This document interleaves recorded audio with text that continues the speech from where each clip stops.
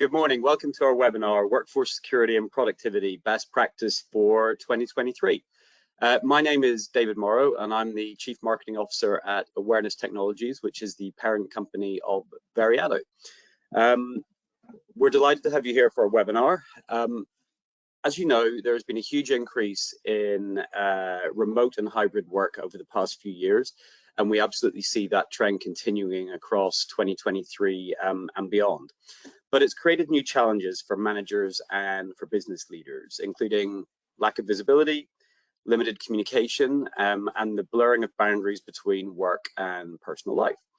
The edge of the typical company network in 2023 is likely to be an employee like myself working from home, working from a laptop in their living room or on a mobile phone. All of this has an impact on both productivity and on workforce security. And it means that your employees are both your biggest asset, but also your biggest risk. So how can we boost workforce productivity and keep sensitive data secure across 2023 and beyond? Well, I'm delighted to have two very esteemed guests here this morning to talk about this. We've got Chris Roney, who is the Director of Sales North America at Cososis, the parent company of Endpoint Protector, and Monique Rotunda, Head of Sales at Veriato. So welcome, both of you. Thanks, so before we get started, I'd just like to say for everybody in the audience, we would like to make this interactive. So if you do have any questions as we go through our discussion, please put them in chat and we will see if we can answer those as we go along. Great. So Chris and Monique, let's kick off. Chris, what are your top line thoughts on trends for 2023? Yeah, there's a bunch of them. You kind of touch on some of them with remote work kind of kicking over from a lot of the changes in the last couple of years. But I've probably got two things that I think are going to be different this year than they were, last year or the year before with all the COVID stuff. One would be regulation. Two would be the economy. So with regulation, we started out where GDPR was kind of the first one in Europe where we're controlling and making it the law that you have to protect data, right? And then you had California create the CCPA. Well, now we've got about a dozen states all doing the same things. And there's legislative things that are kicking out through this year, and we'll kind of see what happens. And the federal government is moving more regulations when it comes to protecting data as well. So from a legislative standpoint, there's going to be a lot of action with that this year. And then the other one, just the economy, right? This is something that a lot of companies are talking about. They are freezing their budgets. They are looking to make changes as, maybe some layoffs are coming, maybe some downsizing is coming. And as that happens, DLP and behavior awareness, I guess we can colloquially refer to it as just insider threat, is something that, when the economy does poorly, that actually does really, really well. Kind of the inside joke is when the economy does poorly, the things that do well are alcohol, tobacco, and DLP or insider threat, right? So there's some good reasons for that. I know those are some topics we'll get into later on this webinar, but the economy and regulation are going to be the big things I'm looking out for this year.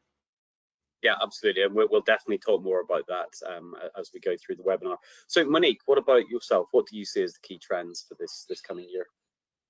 So like you both mentioned, I think it's been pretty clear that remote hybrid work environments are going to continue into 2023. What that looks like might change a little bit with the pushback from executives to come back to the office at least part-time, but overall it is going to stay, and that changes how we manage our people. So there's going to be a shift to focus more on the mentality of employees and understanding their behavior, whether it's from a productivity standpoint or an insider risk standpoint. Understanding employee motivation and trends in their activities is going to be important to be able to regulate your workforce. Mm-hmm.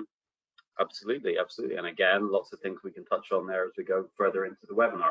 So, the reason we're all here, Cososis and Awareness and our products, Veriato and Endpoint Protector, they work very well in sync together, and they both form part of a good insider risk management program. So Chris, what does a good insider risk management program consist of? Two things: the right philosophy and the right tools.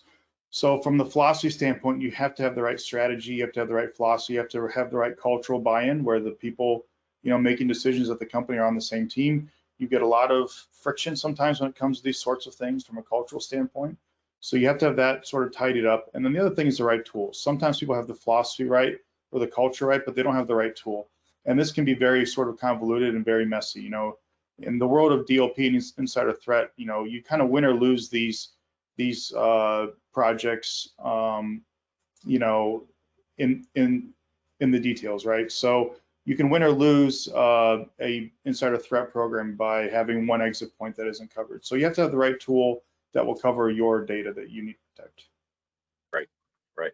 And actually, while we're on the topic of DLP, what exactly is data loss protection? Everybody seems to have their own definition of what it is. What's yours? Yeah, this is one of my little bumper stickers that I have, but I like it because after I've been in this DLP space for a while, I realized that, a lot of people do not understand what DLP is. I've talked to seasoned security experts. I've been doing this for a long time. They don't know what DLP is. They know it stands for data loss prevention. Some say protection, but they don't actually know what that means. And the reason is that I finally realized that DLP is really a euphemism. It's a euphemism to say something in a nice way, which isn't so nice. The not so nice reality of what DLP really is that it's software that protects companies from their own employees. But vendors like us don't like to say that, right? That doesn't sound as nice. Other companies don't like to say that. But that's the reality of the situation. That's really what the software is for. Mm-hmm. And I guess my job as a marketer is to make something like that sound nice and positive. Yeah, that's right. Positivity all around.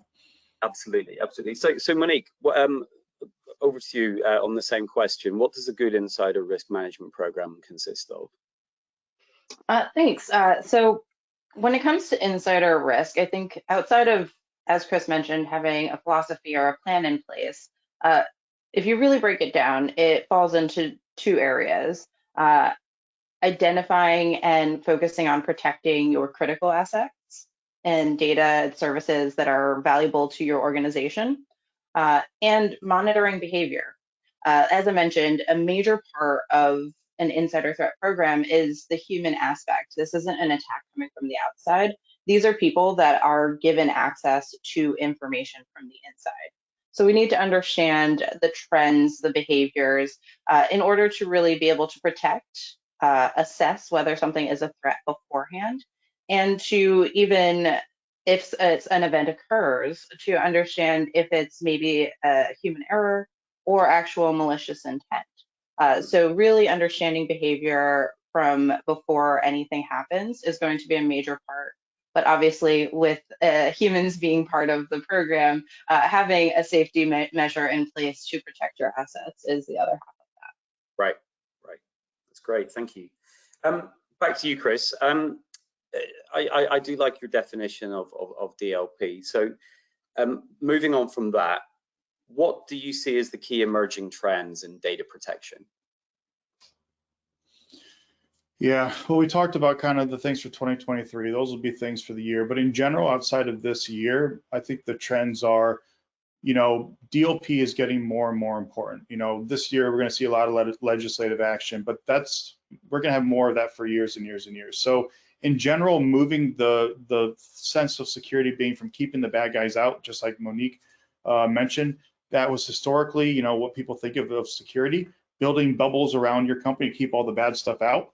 Well, now we have to rethink that in order to build a bubble around our company to protect all the important stuff from leaving our company. So instead of having a one-way bubble, you have to build a two-way bubble. And that's going to be a trend that's going to happen for decades, not just a couple years. And then the other trend I would say would be the word DLP is getting more confusing. Just a few years ago, there was maybe 4 or 5 companies that did DLP. And now, maybe comprehensive DLPs, and we consider ourselves one of those, where you do all types of exit points, all types of sensitive data. But now, because DLP is getting so important, it's become sort of the hot topic. Every company is getting involved in DLP now. Some companies are releasing little features and they call it DLP. So people are getting a little more confused about DLP now because they may have a security tool where they have a little button that says turn on DLP now. And they may think it's DLP, but really a DLP is a comprehensive DLP, not just a flavor of little DLPs. So it's getting a little more confusing because now we have like 20 companies that are claiming to have some DLP, capabilities, but they're very limited. So the idea of what it is getting a little bit more confusing. So a comprehensive approach is key here, is what you're saying. In general, yes, yeah. Right. And has remote work affected information security? I'm guessing it must have done, right? Oh yeah, I guess I'll just speak from the DLP aspect, but before this whole remote work thing happened, network DLP was something that a lot of companies had, and that was a conceivable. There's a good reason for that. A lot of times, employees had the majority or even all of their work done in an office. They would go to an office, get their work done, leave their computer there, drive home, right? So you could basically protect your company's network and you'll be fine. But the idea of that happening is basically gone now. Most companies have some sort of flex capability, or at least some employees are remote. So you have to be able to control endpoints when they are not, under your roof or on your network. So the DLP aspect has greatly moved away from people caring about the network to caring about the endpoint. So endpoint DLP is more important now. There are still some edge cases in some industries where network is still, necessary, but for the most part, that's all moving to the endpoint.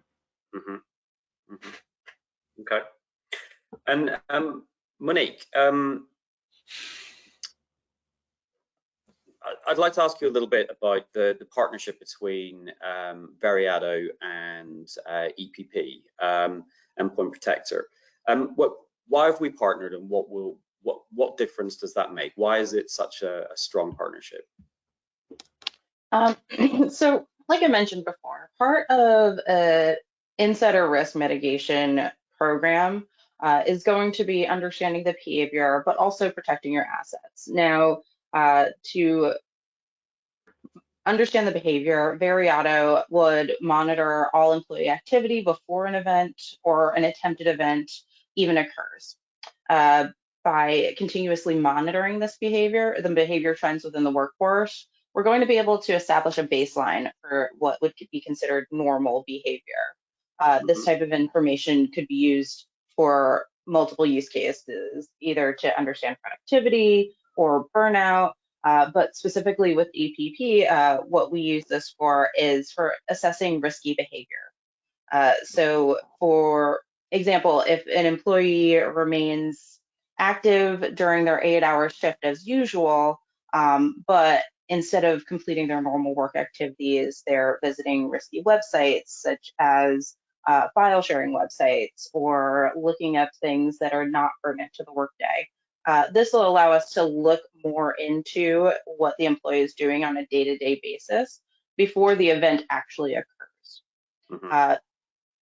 That being said, if anything is missed and perhaps they do try to send out sensitive information, that's where EPP would come in and be able to proactively interfere and stop an event from happening. So Veriato can be thought of as more of a passive monitoring tool to preemptively check into employee activity because it's not always malicious, but we do have the safety net of a more active blocking DLP solution to stop the information from actually exiting the endpoint.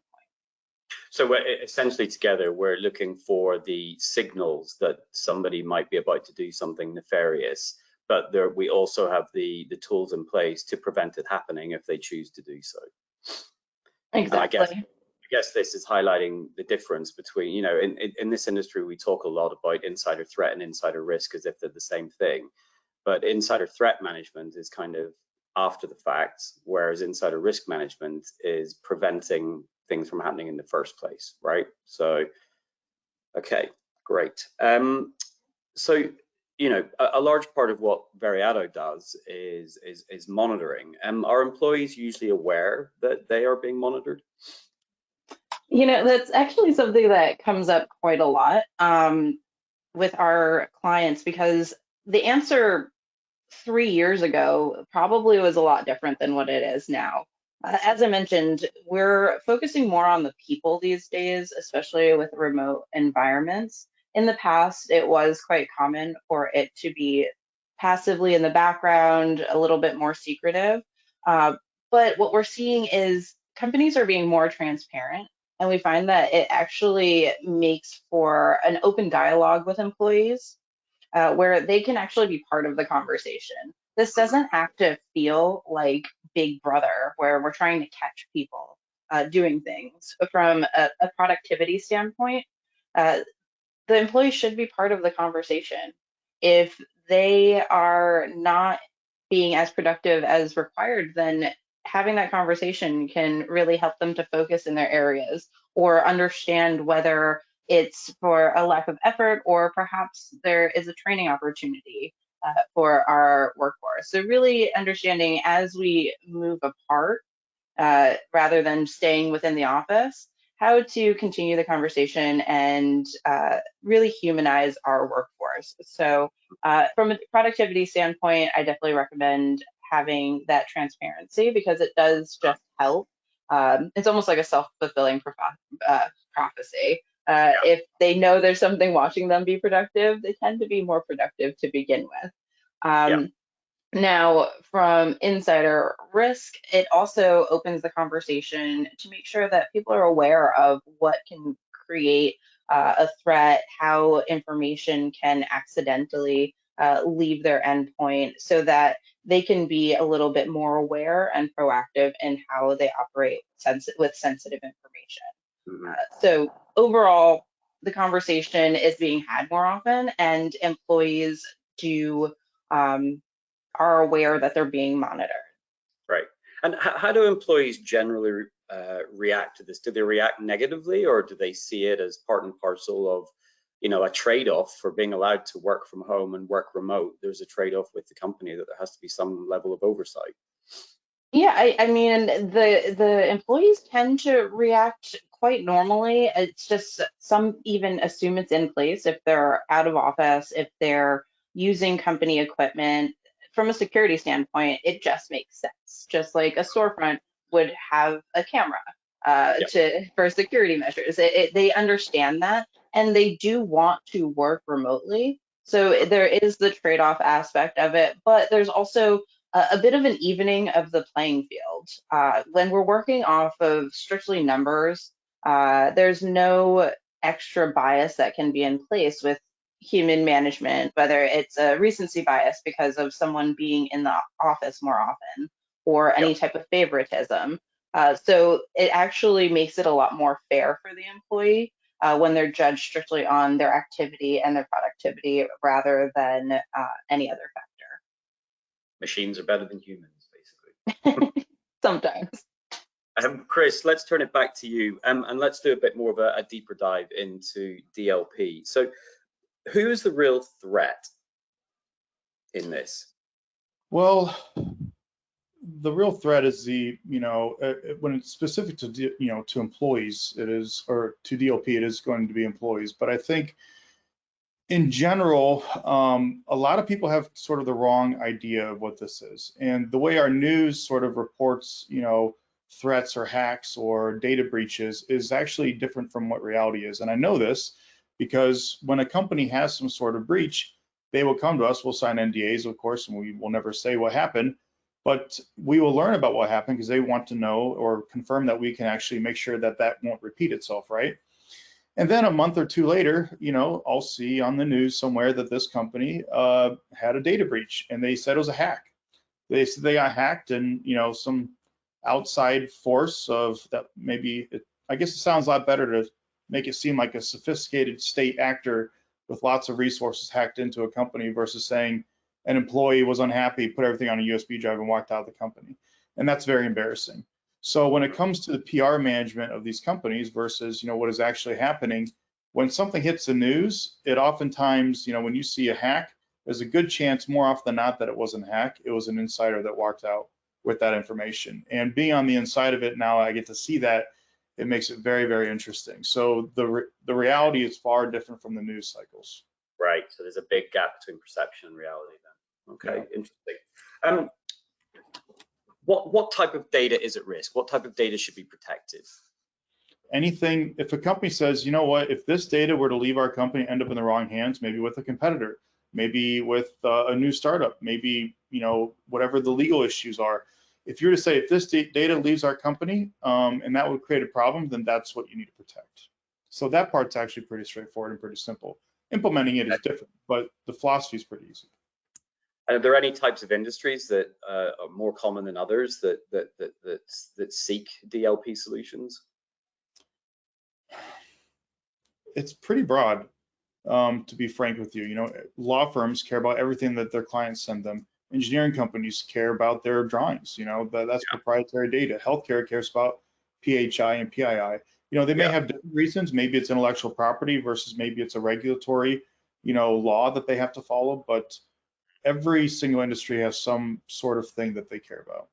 Yeah, I know at Veriato we see a lot of interest from healthcare, legal, law enforcement, those types of industries, purely because there's a lot of compliance and regulation, and they want to make sure that those guidelines are being followed by their employees. Okay, so let's talk a little bit about how a security team should be building a DLP strategy and device control strategy. So what are the best ways to go about this, and what's the best practice approach? Yeah, so unfortunately, a lot of companies come to us. You could probably talk for an hour to answer this question. Yeah. You know, this is another thing we see too, because companies will come to us after their DLP is not working. Maybe they have the wrong DLP tool, and sometimes they have the wrong DLP tool and they have the wrong philosophy. They aren't approaching it the right way, and they were, you know, sort of misguided with the strategy of it. And I always say, you know, you have to start backwards. What do you want at the end? You know, what do you want as far as the goal? You want to protect your sensitive data, but you also don't want a massive amount of human labor involved in this, right? If you have to have a whole team of people spending 8 hours a day, you know, running through reports to see if there's something in there, that's broken. That's very, very time consuming. You have a terrible noise to signal ratio, as they call it. So you want a good noise to signal ratio and a minimal amount of, you know, human intervention. And generally the best way to do that is you have to have the right philosophy, which is basically you want to focus on the exit points. A lot of times people, when it comes to DLP, they think the right question to ask is, where does our sensitive data live? And they try to track where that sensitive data lives, and they see it moving throughout the company. But that ends up being very, very noisy, because now you're tracking sensitive data moving from one secure part of a company to another secure part of the company. That's not helpful information. That's a lot of noise. You want to focus on what would actually be a breach. You want to focus on the exit point and not necessarily interfere or interject, or even necessarily know if someone's moving sensitive data from one secure server to a secure computer. There are times where that may be necessary, but generally you want to reduce the amount of noise, to reduce the amount of human intervention, and just focus on things not leaving a company. Right. Good advice. Monique, let's turn it to yourself and talk a little bit about employee monitoring to ensure that data is being handled correctly. What are some best practices for employee monitoring? Well, employee monitoring as a term can be very broad. So the first thing I always recommend is clearly defining what you want to monitor and why. As we mentioned previously, productivity can be a use case, insider threat can be a use case, and then there's a plethora of use cases in between that, whether it's investigations or trying to decide on the workplace tools that you have in place. So it really needs to be very specific to what your needs are. That will define how you want to set up your employee monitoring. Not everything is going to be super detailed, or you can have something that's a little bit more vague. Maybe it's a very high level productivity use case. The next thing I would usually recommend, as we mentioned, is transparency. Having that conversation, understanding its effect on your internal culture. Again, with insider threat, sometimes it's a lot easier. People are more understanding from a security standpoint, but making sure to set up a communication plan with your employees so that they're aware of the changes being made, and it makes it a little bit easier to transition, have everything in place. And then the next would be just deciding as an organization how much flexibility is possible within your organization and safe. So this has to do with which departments you're going to be monitoring and the industry. So as we've mentioned, healthcare, finance, legal firms tend to have certain regulations that they need to abide by. So that's a pretty straightforward checklist. It's a bit rigid. Some industries like retail, or even manufacturing are a little bit more flexible in their timetables when people are working and what they want to monitor. So these things need to be taken into account, as well as whether or not the workforce is remote, hybrid, in office. It really will detail when you want to monitor, how often you want to monitor, and what you want to monitor. Okay, great. And there's been quite a lot of well-documented cases of CEOs pushing for employees to come back to the office. I think Bob Iger back at Disney has asked employees to come back in 4 days a week. Do you think that that will change the demand for monitoring solutions, and how does it change how they're utilized? Well, I have a couple of parts to my answer. Short answer is no. First, I'll start with the media perception. As Chris mentioned, media tends to uh, really build up a story around the reality of things. So when it comes to employee monitoring, they build this battlefield. One side are employers, one side are employees.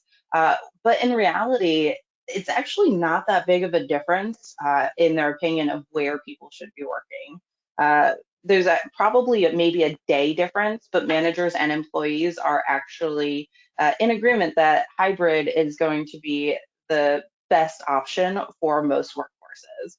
In fact, the University of Birmingham did a study that shows that 60% of managers believe that remote work increased productivity. And 73% believed that a flexible work schedule, like hybrid, if you will increase productivity. So there are well-publicized examples of CEOs asking the employees to come to the workforce, 4 days a week. But if you really dig deeper into the stories behind these really hyped up titles to the articles, what we're seeing is the reason it's coming up again is that employees are not complying to these demands. So they're sending out these mass emails, but employees are not complying. So they're sending a follow-up email to pop it to the top of their inbox, if you will, but it's not working.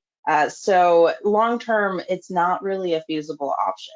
It's not working. People are trying to force this agenda, but nothing's really coming from it.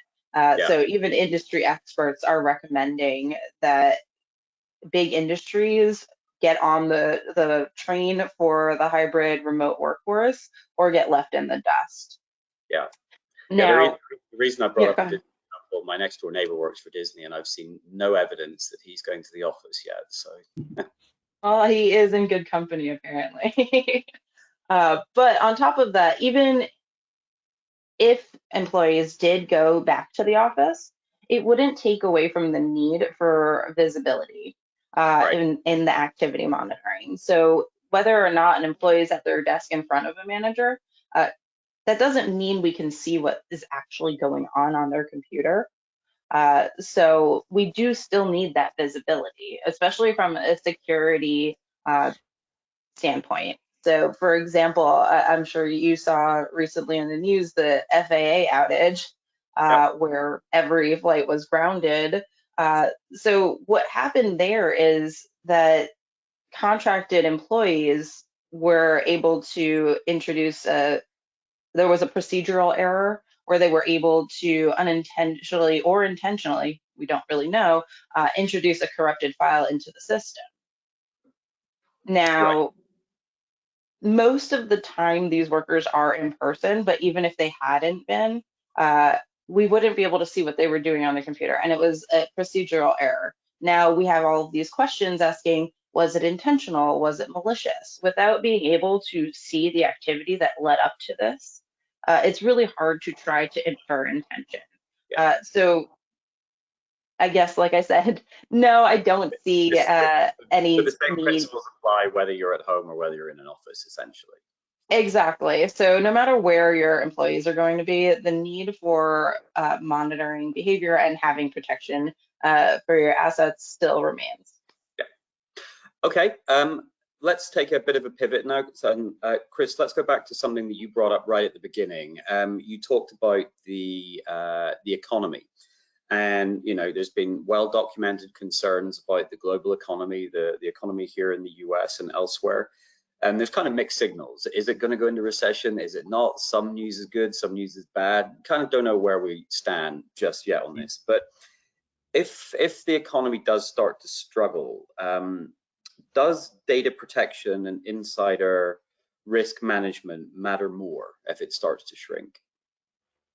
Yeah, it does. And, I think we can learn from history from this. We have a pretty good example where we had technology and internet, and, DLP is a lot better now than it was back in 07, 08, and 09. But, we have a pretty good example there. And we saw what happened in 07 or in 08, and 09, where there was a ton of data theft. And that's a very difficult thing to measure. It's almost basically impossible, because if you do it correctly and there's no DLP, you have no way of proving it, right?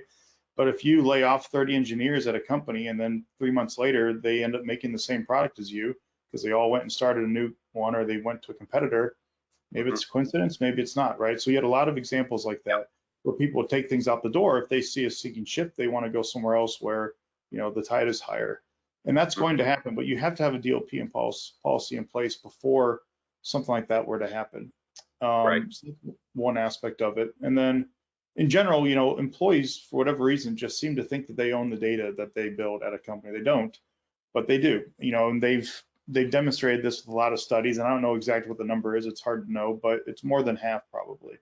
So you need to make sure that as you lay off employees, as you get, or if you even get to the point where people think they may be getting laid off, or they think a ship is sinking, you need to have the right tools in place before someone has any ideas that they want to take something with them, either on their way out the door or just to protect themselves if they do, end up getting laid off.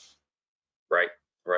And conversely, I guess, is there also an issue with, let's say the economy booms and people are hiring, bringing new employees on board. Is there an issue of people bringing data in that they shouldn't when they join, if they've taken it from their previous company? Sure, yeah, that would be another thing. And that wouldn't be just if the economy does well. If the economy does well, people also take data too, but for completely different reasons. But yeah, I mean, that would be another issue. You don't want to be an accessory to some nefarious activity as a company that's hiring a new person. So what can an organization do to prepare for any changes? Let's say they are having a reduction in workforce or a change in workforce, a restructure, anything like that. What can a company put in place in advance to ensure that the transitions are smooth? Well, they have to understand, they have to make sure that they don't do what happened in 08 and 09, right? Where a lot of companies say, hey, we have to slash our budgets.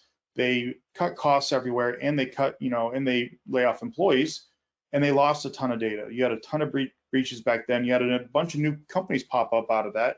So you have to make sure you don't make those same mistakes. So culturally, you have to understand that that is something you have to protect if there's a possibility of that happening. And a lot of companies are looking at 23 and they're saying, hey, depending on what happens, depending on which way the tide shifts, we may or may not have to do layoffs. Maybe they don't have anything, that they plan now, but at least it's a possibility. If you've gotten to the point where it's a possibility for you, you need to have this plan in place before that decision is made. By the time that decision is made, it's too late. So how long does it take to get a good data protection policy in place? It depends on the size of the company. 1 month, maybe. Assuming you have a tool already in place, you have to go find the right tool, and then you have to build things. So probably a month on the low end. It could be 3 months on the high end. It depends on the size of the company. If you don't have a DLP at all right now, and you're a large company, it can take you longer than that. Okay. And say the economy does well. What is there anything that companies need to do in particular for a booming, expanding company? Like, they're growing, there's new data sources, et cetera, any steps they can take in that scenario? If the economy does well and it doesn't end up dropping, just from a data protection standpoint. Yeah, I mean, people take data for different reasons when the economy is doing well, right? They may see a company making, money hand over fist. They say, I can do this somewhere else. And they go and leave for different reasons, right? And I'm going to take some data with me. So the reasons are different. The reactions are different, but the core philosophy is basically the same. I mean, you have to have, a risk management policy and, a DLP policy in place when the economy does well and when it does poorly. But you know, most people understand that you can buy more security software when the company does well, and DOP and, you know, behavior analysis is part of that. But what a lot of people don't realize is that when the economy does poorly, you can maybe skimp on some other software applications, right? But you don't want to skimp on protecting your data, because that actually is affected in both aspects. Yep. Okay, great, thank you. I just want to remind the audience that we are happy to take questions, and you know, I do want to make sure that we have enough time left to take some questions for the audience. So if you do have any questions for either of our panelists, just please pop them into the chat and we can answer those for you. So Monique, let's, you know, I've talked to Chris about the economy and how this affects a DLP program. How does a booming or busting, is that the word? Booming, a boom or bust economy, how does that impact productivity and monitoring solutions? So with productivity and monitoring, whether the economy is good or bad, like I mentioned, we want to understand the behavior behind our team, because when it gets better or when it drops, it can cause a change in behavior. So as Chris mentioned, whether it's good and they're looking to leave to another company to maybe get a better pay raise, or if there's potential for a layoff, the fact that the employee is potentially exiting means we want to monitor that behavior and make sure that they are not changing how they act, or maybe moving information in places that they shouldn't, accessing things they normally wouldn't. So the economy would affect how we watch their behavior. But overall, we still want to maintain a consistent baseline for whatever their behavior is. The other point of maybe with an increasing economy, to hire a lot of people. When companies grow too quickly, a lot of times employees feel like they're removed from the company. They feel like they're not getting the resources they need. So really being able to deep dive into activity, which employees are the most successful, and being able to duplicate that for other new hires, or even provide some best practices to new hires based on the recorded activity, is a way that you can use it as you're growing rapidly. Okay. We do have time for questions from the audience, so don't be shy, send us in some questions. While we're waiting to see if anyone's brave enough to ask us a question, why don't we talk a little bit, Chris, the partnership between Veriato and Endpoint Protector. Why does it make so much sense? Yeah, well, we are only a DLP company, right? We only do data loss prevention, which means we cover all types of sensitive data and all types of exit points. We don't stop people from putting things on their computers, but once there's sensitive data on their computers, we can control all the exit points in which that data leaves, right? So it's very sort of binary. It's either on or off. It's either sensitive data or it's not. We don't do anything when it comes to user behavior. Well, there's a lot that happens, you know, from a journey standpoint before a user decides to make those decisions, right? And that's where Veriato comes in. So a month, 2 months, 3 months prior to someone actually committing a breach and us stopping it, there's a lot of value in knowing this behavior is different. You know, this person is not doing the things that they were doing before. This behavior is consistent with someone who's looking at other jobs, or is trying to leave, or is maybe going to eventually take some data out of their company. So the reason it matters so much is once you identify a person as exhibiting some potentially concerning behavior, now you can move them into a different DLP policy, right? Because a lot of times our customers will have general DLP policies, medium risk, you know, maybe some high risk, but you can move that person into a stricter data protection policy. So if they try to move something off their computer, we would actually notify that or alert it. That way, you reduce the risk in which someone could eventually move something off their computer. So in tandem, they work really well together. Great. And Monique, have you got anything to add to Chris's points? Maybe not too much to add, but I'll echo it for sure. You know, one of the reasons it's so difficult to manage insider threat, as I mentioned, is the fact that the ones that are causing the risk are already within your company. They have access in theory to this information. So to have a complete solution, outside of having a plan, you need to protect those assets and understand the behavior leading up to it. So Veriato has done really well in the past of passively accumulating the information, noticing trends, changes from the baseline within your employees' behavior. But again, it's passive. To have Endpoint Protector as a more active tool in order to really protect that information from exiting your company just makes sense. So now we have the preemptive notifications, we have the understanding of potential motivation or risk associated to certain employees, but we also have a bit of a safety net to make sure that regardless of if it is a false alarm or if it's an actual threat, we have something in place to make sure that your information, data, proprietary technology, everything is completely protected. Okay, great. And one final question for you both. What are the key differentiators between EPP and Veriato? How are both companies differentiated from our competitors? Chris. Yeah, I'd say there's three things that our reputation is known for. If you were to go on the internet, look at G2 or talk to people, I'd say there's three things that stand out about Endpoint Protector. One is our ease of use, and this is becoming more and more important with the amount of people that are moving and changing roles now, right?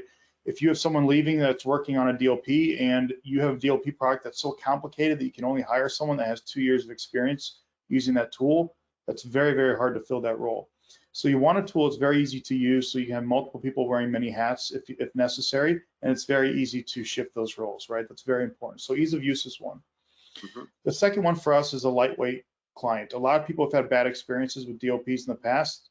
They use a lot of system performance, they use up a lot of system resources, so the performance is poor.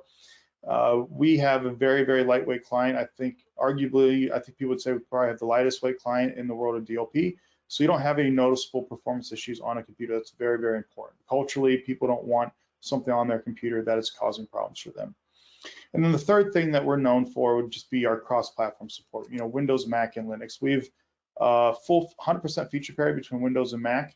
That is unheard of in the world of DLP, and that's very, very important. If you're going to have a DLP capability on a Windows machine and it's not supported on Mac, a lot of the other tools out there will claim that they work on Macs, but when you actually turn things on, you find out something's not working on a Mac, and now you've got a massive gap that could be exploited. So you want full feature parity, and then we also have, the 0-day support for Windows and Mac as well. So anytime Mac makes an up, I mean, most companies have for Windows, that's not that unusual, but we have for Windows and Mac.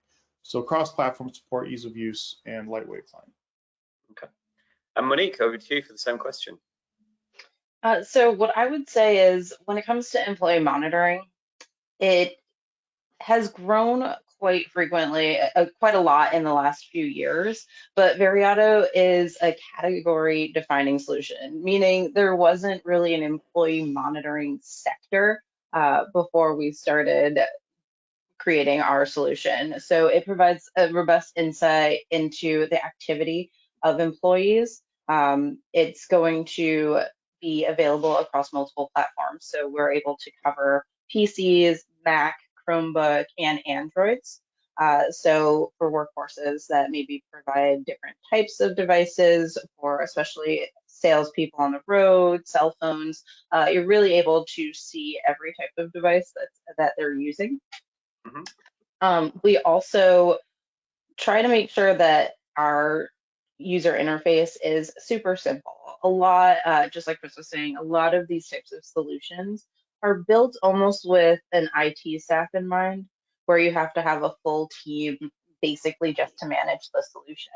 Ours is built to be management facing so that you can have limited profiles where managers are only able to see their employees and they're able to access at any time through our cloud-based solution to see their information, to schedule reports that are going to them, and to be able to just have easy access at any time. The final thing I would say is just how in-depth our risk assessment and scoring is.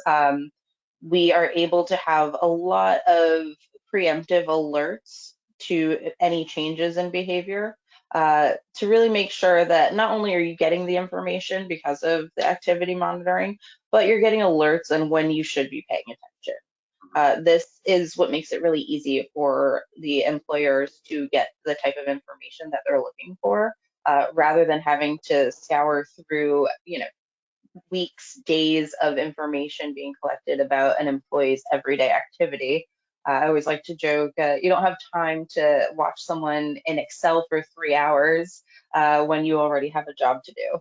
So this really makes it easy to pinpoint exactly what you're looking for, what type of changes in behavior you find risky within your organization, and be notified to it preemptively. Great, thank you. Well, that's great comprehensive answers from both of you. Hopefully everybody on the webinar this morning has learned something about DLP and about workforce behavior analytics.